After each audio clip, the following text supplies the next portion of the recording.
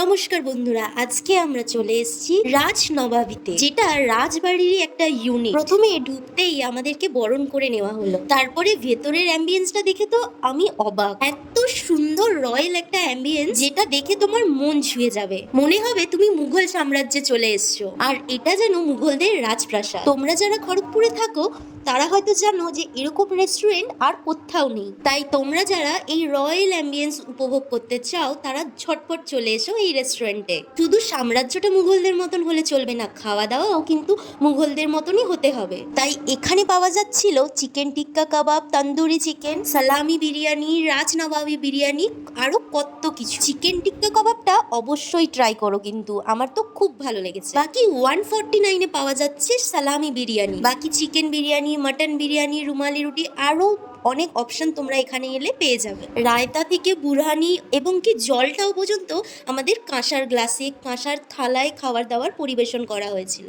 অ্যাম্বিয়েন্সটা যে শুধু রয়্যাল সেটা নয়, কিন্তু সেরকম খাবার দাবারের টেস্টে যেরকম রয়্যালিটি মেনটেন করেছে, ঠিক তেমনই তোমরা রয়্যাল ভাবে সার্ভিসও পাবে। এটা আমরা নিয়েছিলাম বুরহানি, মুঘল ডিশ এটাও একটা। এটারও টেস্ট ছিল দুর্দান্ত। তারপর খাওয়ার পর এত সুন্দর একটা মুখ শুদ্ধি, একটা ছোট থেকে ছোট জিনিসের ওপর এরা এত সুন্দর ভাবে কাজ করেছে, তুমি না এলে বিশ্বাসই করতে পারবে না। আর হ্যাঁ, মেনু চার্টও দিয়ে দিলাম, কিন্তু এটা আবার কোথায় চলে এলাম? আরে বাবা, আমরা রাজনবাবীতেই আছি, এখনো এখান থেকে বেরোইনি।